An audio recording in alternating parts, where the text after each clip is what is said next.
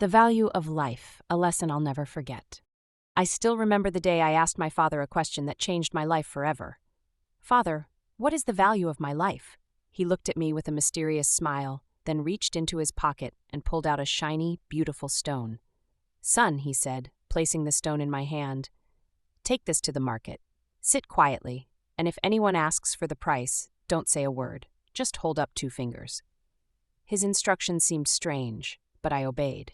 Little did I know, this simple task would teach me one of the most valuable lessons ever.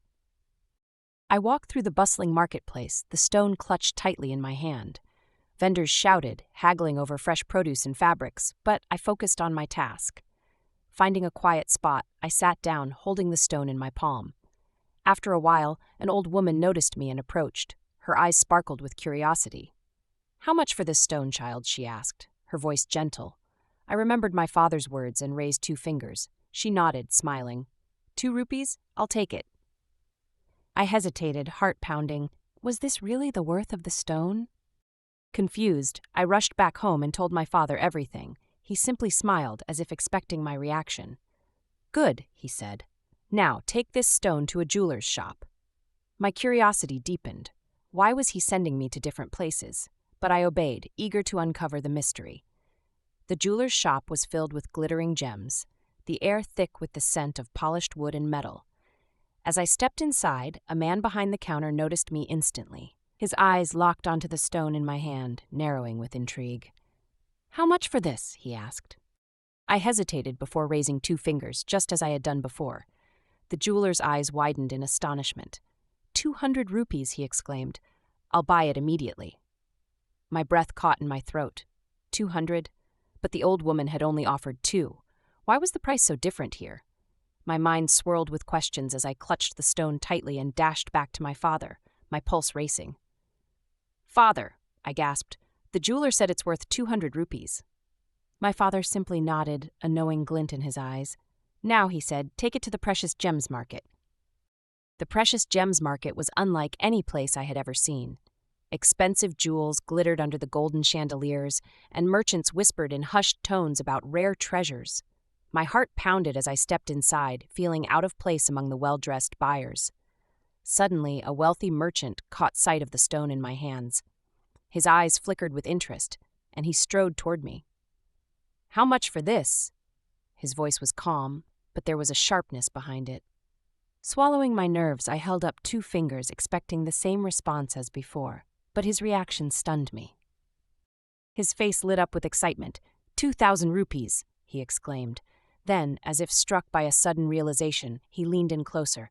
"No, I'll give you 5,000. Just name your price, and it's yours."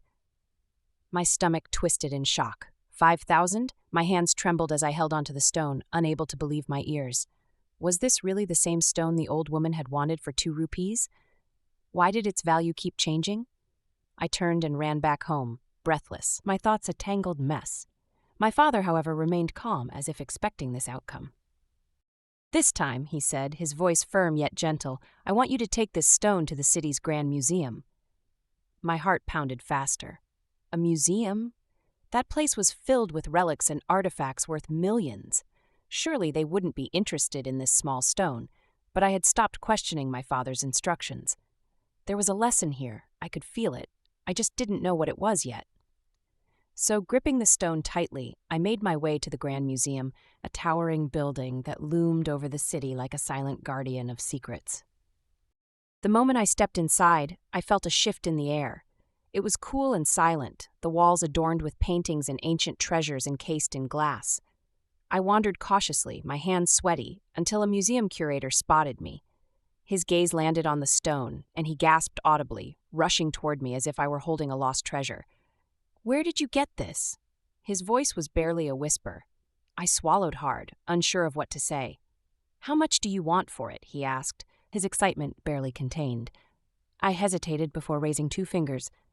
The curator nearly stumbled backward. 2 lakh rupees, he blurted out. "No, this is priceless. I'll pay you anything for it." My knees felt weak. 2 lakh? My vision blurred as reality crashed down on me. Just a few hours ago, someone had valued this stone at 2 rupees, and now it was suddenly worth a fortune. I struggled to comprehend the situation. Without a word, I turned and sprinted home, my mind a whirlwind of confusion. "Father," I cried, bursting through the door, "why does this stone have a different price everywhere I take it? I don't understand." My father gazed at me with a proud yet patient expression. He took a deep breath, then said, "Son, you asked me about the value of life. And just like this stone, your worth is determined by where you place yourself. To some, you may be worth almost nothing, but to those who truly see your potential, you are priceless." His words sent shivers down my spine. The truth of his lesson settled in my heart, heavy yet enlightening. But there was more to this revelation, and I knew I had only scratched the surface of what it truly meant. I stood frozen, my father's words echoing in my mind. The realization hit me like a tidal wave. Value wasn't fixed, it changed based on perception and environment. My grip tightened around the stone, feeling its weight in my palm. "So, my worth depends on where I choose to be?" I whispered. My father nodded, his eyes filled with wisdom. "Exactly. If you surround yourself with those who don't recognize your true value, they will treat you as ordinary. But if you place yourself in the right environment, among those who appreciate you, your worth will shine beyond measure." His words stirred something deep within me. I thought back to the old woman who offered 2 rupees, the jeweler who saw more, the merchant who recognized something special, and the museum curator who saw its true value. Each person's perception was different, yet the stone remained unchanged. It wasn't the stone that was shifting, it was the way people saw it. My heart pounded with newfound understanding. Then, if I stay in the wrong place, I might always be undervalued? I asked, fear creeping into my voice. My father smiled. "That's why you must choose wisely." The weight of his words settled in my chest. How many times had I doubted myself just because someone else failed to see my worth? How often had I let others define what I was capable of? I looked down at the stone, its surface glinting under the dim light of our home. "But how do I find the right place?" I asked, uncertainty lacing my tone. My father exhaled slowly. "You build yourself, you grow, you sharpen your strengths. When you become undeniable, the right people, the right opportunities will naturally be drawn to you." His words sparked something in me, an urgency, a need to become more than what I was. I had spent so much of my life seeking validation from those who didn't understand my worth, accepting lesser versions of myself because I was afraid of stepping beyond my comfort zone. But this stone, this lesson, it changed everything. I straightened my shoulders, determination filling my veins. So if I believe in myself and refuse to settle, I will eventually find where I truly belong. My father's smile widened, proud and knowing. "Yes, my son, and when you do, never look back." I held the stone tightly, its weight no longer a mystery, but a symbol of something greater: self-worth, potential, possibility. I thought about how many people in the world felt unseen, undervalued, trapped in places where they were mistaken for something ordinary. How many dreams had been abandoned because someone else couldn't see their value? A deep fire ignited within me. I wouldn't let that happen to me. I wouldn't let my worth be dictated by the wrong people. I would seek the places, the people, the opportunities that recognized what I had to offer, and I would never settle. For the first time, I understood what my father had been trying to teach me all along. Life wasn't about proving my worth to those who refused to see it. It was about finding those who already did. It wasn't about convincing others I was valuable. It was about stepping into places where my value was recognized without question. My father reached out, placing a firm hand on my shoulder. "Promise me, son, that you will never let anyone make you feel small.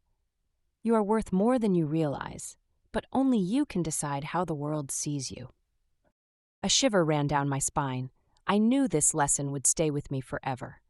The stone in my hand was no longer just a stone. It was a mirror reflecting my own journey. I had spent too long questioning myself, doubting my abilities, allowing the opinions of others to shape the way I saw myself. But not anymore. I met my father's gaze, my voice steady and sure. "I promise." His eyes softened, filled with pride. "Good," he said. "Now, go and build the life you deserve. Because the right people will always see your true worth." I stepped outside, the night air cool against my skin. The world suddenly felt different, as if I had been given new eyes to see it. Every street, every face, every opportunity, It all held potential. I knew now that my journey wouldn't be easy. There would still be people who wouldn't understand me, who would try to reduce my value to nothing. But that didn't matter anymore, because I understood something they didn't. I was worth more than they could ever see. And I would never again let someone else's blindness define my brilliance. As I walked, I looked up at the vast sky, the stars glimmering like scattered jewels. Maybe that was the secret all along. Stars didn't beg to be noticed. They simply shone. Some people saw their brilliance, while others never even looked up. But that didn't change the fact that they were burning, glowing, existing in their full glory. That's what I had to do. I had to shine, regardless of who was watching. Because my worth wasn't dependent on anyone else's perception, it was mine to embrace, and from this day forward I would never forget that. The stone remained in my pocket, but I no longer needed it to remind me of its lesson. My father's words were carved into my heart, a guiding force pushing me forward. I took a deep breath, a new sense of purpose filling my soul. This was my life, my journey, and I would choose where I belonged. No more settling, no more doubting, only growing, only believing. And just like the stone, I would find the place where my true value was recognized. Because at the end of the day, we are only as priceless as we choose to be.